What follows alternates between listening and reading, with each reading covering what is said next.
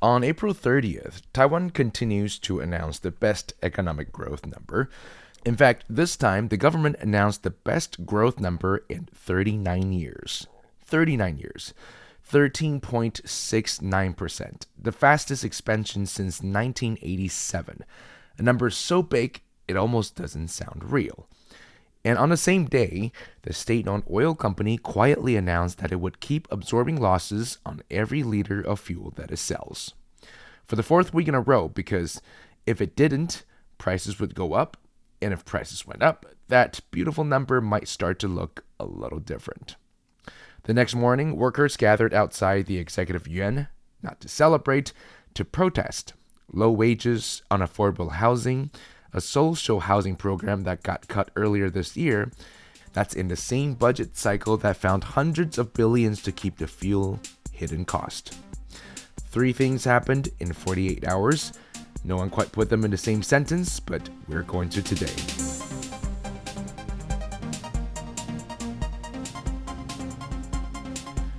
Hi, you're listening to Beyond the Reefs, a show produced by Radio Taiwan International.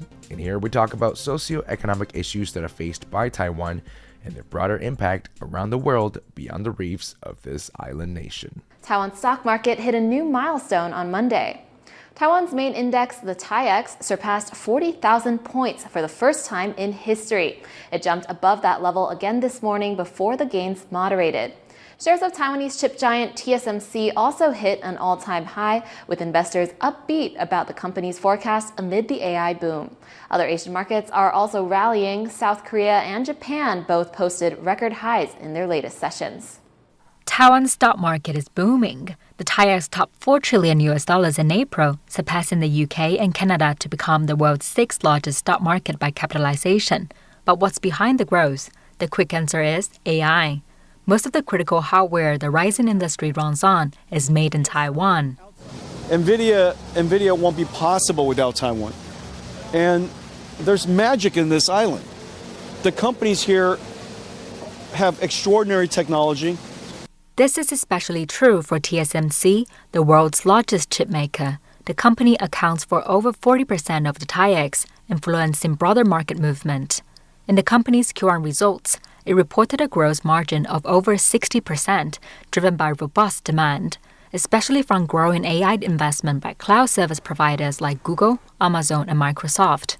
This spending boom is being felt across the sector's supply chain, with other companies providing hardware like chips and servers seeing their market value rise. This shift can be seen in the broader market. In the TAIEX top 10 companies by market cap, 9 are now AI-related tech firms, such as Delta Electronics, MediaTek, and Foxconn, each with a market value exceeding $100 billion. It's a major shift from a decade ago, when financial stocks dominated.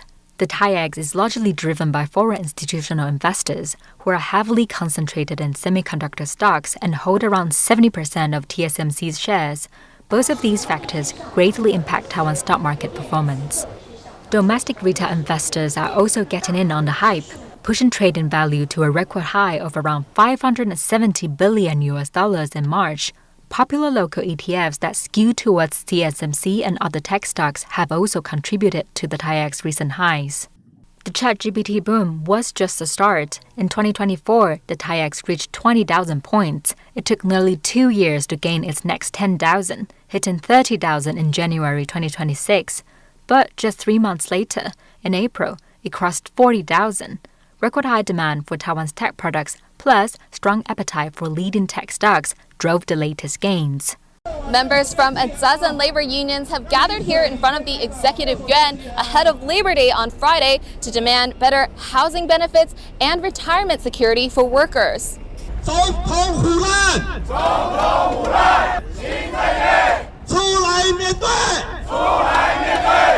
They say rising living costs means young people can't afford to start families, and it leaves older workers vulnerable as they can't save enough to retire. The groups also blame President Lai Ching-te for not fulfilling his campaign promise of building tens of thousands of social housing units. Instead, he made cuts to the project earlier this year. Union members are also calling for increasing salaries to reflect inflation and the overall growing GDP. They also want higher unemployment benefits to protect middle-aged and older workers and increased retirement contribution rates, all in hopes of improving workers' livelihoods. Organizers say they're expecting 300 people to take to the streets on Friday, and they're hoping the government will hear their calls to improve worker conditions and put them into action. Now here's what's happening in Taiwan. Last week we talked about energy, about a world that suddenly realized it couldn't depend on the Middle East anymore. Actually, we've been talking about that for a couple of months now. And about Taiwan making the chips that power the future while someone else takes control of the fuel that runs it. This week, that tension remains, but it got a price tag. Taiwan's Q1 GDP growth came in at 13.69%, the highest since 1987, and 2.2 percentage points above the government's own February forecast. Exports grew 35% in real terms, private consumption held steady, investment climbed by a heap load. So once again, in every conventional measure, Taiwan's economy is on fire. What's also on fire is the TAIEX, Taiwan's benchmark stock index, briefly cracked 40,000 points for the first time in history on April 27th before pulling back. Now, this is recent news where Taiwan's stock market capitalization has surpassed that of the UK and, most recently, that of Canada. All of that happened. All of it is very real, but none of it is quite the full picture. So let's start with what the government announced and why this matters. 13.69% GDP growth in a single quarter. That's a single quarter. It's not a normal number. For context, Taiwan grew 7% in all of 2024, 5% in all of 2025. Those were already pretty strong years. I mean, not just for Taiwan, but for the world. This quarter's number is more than double last year's annual rate, which was achieved in just 3 months. So what's driving it? Well, mainly exports, AI and related infrastructure. The world is building data centers at a pace nobody has seen before, and that's chips, that's advanced packaging. That means Taiwan is involved in the supply chain. Real exports of goods and services grew 35% just in the first quarter alone, with inflation removed too. Now, that's not a rounding error. That's a structural shift in how much the world needs what Taiwan makes. The stock market understood this before the economists did, and Taiwan's benchmark index has gone from 10,000 points to 40,000 in roughly 2.5 years. The same distance, 10,000 to 20,000, took 34 years the first time. Financial analysts in Taipei are openly joking that the next 10,000 might take months, not years. So, time to invest? I don't know about that, but the boom is real. The numbers are real. And this is not a story about manufacturing a headline. It's a story about what's underneath one. Here's what was announced on April 30th. CPC Corporation, Taiwan's sole state-owned oil supplier, said that it could keep gasoline and diesel prices unchanged for the coming weeks. And that sounds routine. It actually isn't. It was the 4th consecutive week of frozen prices, and every week the prices are frozen, CPC is losing money. And how this works is Taiwan uses a pricing system called the floating price formula. Every week, CPC calculates what fuel actually costs to import based on a weighted average of global oil benchmarks. That calculation produces a number, and that number is what the prices should be. Under normal circumstances, that's what consumers and businesses would pay.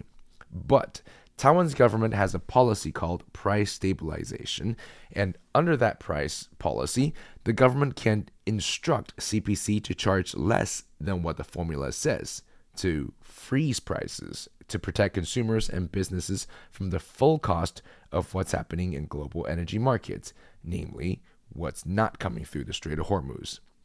CPC then absorbed the differences between what it charges and what it actually paid. Now, the difference is enormous. CPC is absorbing 2.7 NT dollars per liter on every liter of gasoline and 4.4 NT dollars on every liter of diesel. Since the Iran war started in late February, CPC estimates that it has absorbed roughly $390 million in 10 weeks. But that's only part of it. For Taiwan's industrial users, the factories, the manufacturers, the semiconductor fabs, the picture is bigger. CPC has absorbed a cumulative of $4.36 billion. To put that in human terms, imagine someone handing Taiwan's industrial sector the annual budget of a mid-sized city, quietly, every year, through a line item almost nobody reads. The government's rescue package for CPC is quite large, drawn from the special budget that was agreed last year. The money has to come from somewhere. Yes, the government's answer is record corporate tax revenue from record corporate profits. The companies making money from the boom pay the taxes that cover the hidden costs of the boom. It's circular, but, it isn't irrational. Actually, it makes a lot of sense. You, quote-unquote, tax the rich to pay for everybody's energy. What it is a choice about who gets protected. Taiwan is not the only country running this kind of hidden subsidy, but the comparison cases are worth looking at because they'll tell you how this tends to end. Take Japan, for example, whose economy hasn't been too hot lately. Japan has also been absorbing energy costs for years. The government has repeatedly stepped in to cushion the gap between global import prices and what households and businesses actually pay. The goal is the same as Taiwan's, to keep inflation low, at least for the energy part, to keep the economy moving, avoid passing the full pain of global energy markets onto ordinary people. And here's what Japan looks like right now. Food prices are rising at 6.2% a year. The 30-year average was 1.3%. Japan's national debt has expanded dramatically. Bond yields, the interest rate the government pays when it borrows, just hit historic highs. What that means in plain language, Japan is paying more and more to borrow the money it uses to absorb costs that it isn't charging consumers. And Japan's purchasing power against the rest of the world, which is a measure called the real effective exchange rate, is at its lowest in decades. When foreigners visit Japan, everything feels cheap. When Japanese people travel abroad, everything feels very expensive. That's the long-run cost of running a subsidy economy. You can protect people from price signals today, and the bill shows up in the value of the currency tomorrow.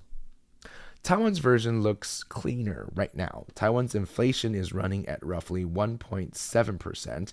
That's an extraordinary number, sitting next to a 13.69 growth figure. It's part of why analysts are calling it an economic miracle. But that low inflation number is partly real. The productivity gain from Taiwan's AI boom genuinely pushed price down, and partly managed. The management is happening inside CPC's balance sheet, and CPC's balance sheet is, for the lack of better words, not in good shape. So why not just let prices rise? Why absorb the costs at all? Well, the honest answer is that Taiwan didn't have a clean alternative, not this quarter. Taiwan's economy has been flashing what the National Development Council calls a red light, an overheating signal. For 4 months in a row, when an economy overheats, the standard response is to raise interest rates. Higher rates means borrowing more expensive, and that slows down the economy, slows down spending. It takes pressure off prices. And that's how it's supposed to work, at least. But here's the problem. Taiwan's economy isn't overheating evenly. It's what we call the K-shaped recovery, or the K-shaped economy. The AI and semiconductor sector is running very hot. Traditional manufacturing, on the other hand, the industries that make physical goods, that use energy, that ships through the Middle East, is under pressure. So if the central bank raises interest rate aggressively right now, it would hit the struggling parts of the economy, the downward stroke of the K-shaped economy, hardest. And it would do almost nothing to cool a chip export boom driven by global AI investment, which doesn't care what the interest rate in Taipei is. So the central bank has decided to hold rate steady, and instead of using interest rates to manage the heat, The government absorbed the energy cost directly. It kept the fuel price frozen. It kept the industrial gas subsidy running, and it protected the manufacturers, the consumers. So that choice keeps the growth number high. It also kept the inflation number low. Both of those things make Taiwan look exceptional on paper. And Taiwan is not alone in making this kind of calculation right now. Every government with significant exposure to Middle Eastern energy is asking the same question. How much of this cost do we pass on, and how much do we continue to absorb, and when do we stop? Germany is dealing with it right now. Japan as well. Even in the United States, consumer confidence just fell below its level during the 2008 financial crisis. The pain is high. Energy cost is working its way through every economy that can't produce its own fuel. Taiwan's version of this calculation is more aggressive than most because Taiwan has more to protect. A 13.69 growth number is not just an economic statistic. It's a signal to investors, to partners, to the world about where Taiwan is heading. The government has a strong incentive to keep that signal clean. And here's what makes this more than a budget story. On April 30th, the day CPC announced its fourth fuel freeze, the day the government announced record GDP growth, Taiwan's labor unions were preparing to march. The next morning, Labor Day, workers gathered outside the Executive Yuan. Their demands were very specific: higher wages to reflect inflation and GDP growth, better retirement contribution rates, higher unemployment protection for middle-aged and older workers, and most pointed, the reinstatement of the social housing program that President Lai Ching-te cut earlier this year. One union organizer put it plainly: low wages and high housing prices are pushing young people to not marry, not have children, simply lie flat. That's the phrase that's become a kind of a generational resignation in Mandarin. 躺平, lie flat and stop trying. And his question was direct. If young people do that, if the birth rate keep falling, does Taiwan have a future? Well, that question lands differently now that we've walked through the numbers. The government found hundreds of billions of US dollars to rescue CPC, to protect industrial energy costs. It designed a system to ensure that Taiwan's manufacturers and exporters don't feel the full weight of the $120 barrel of oil. And it cut the social housing program. Now, I want to be careful here. The industrial subsidy protects the export engine that generates the tax revenue that funds the government. There's a logic of prioritizing it.